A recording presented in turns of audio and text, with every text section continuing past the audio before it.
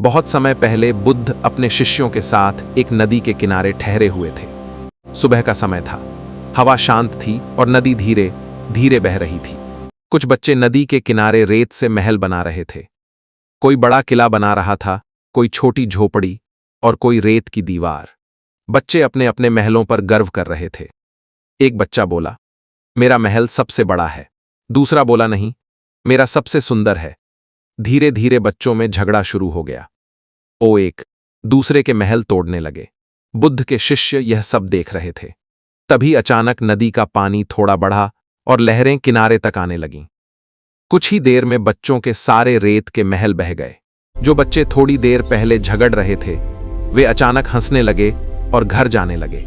बुद्ध ने अपने शिष्यों से पूछा, तुमने क्या देखा? एक शिष्य बोला, भगवन, बच्चे पहले महलों के लिए लड़ रहे थे, लेकिन जब महल टूट गए तो वे हंसते हुए चले गए। बुद्ध मुस्कुराए। उन्होंने कहा, मनुष्य भी जीवन में ठीक ऐसा ही करता है। वह धन, नाम, वस्तुओं और संबंधों के रेत के महल बनाता है और फिर उन्हीं के लिए चिंता और संघर्ष करता है। शिष्य ध्यान से सुन रहे थे। बुद्ध ने आगे कहा, लेकिन जीवन की नदी एक दिन सब कुछ बहा ले जाती है।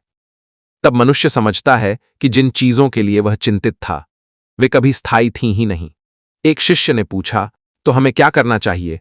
भगवन, बुद्ध ने शांत स्वर में कहा, महल बनाओ, लेकिन यह मत भूलो कि वे रेत के हैं। जीवन जियो, लेकिन यह मत भूलो कि सब कुछ बदलने वाला है।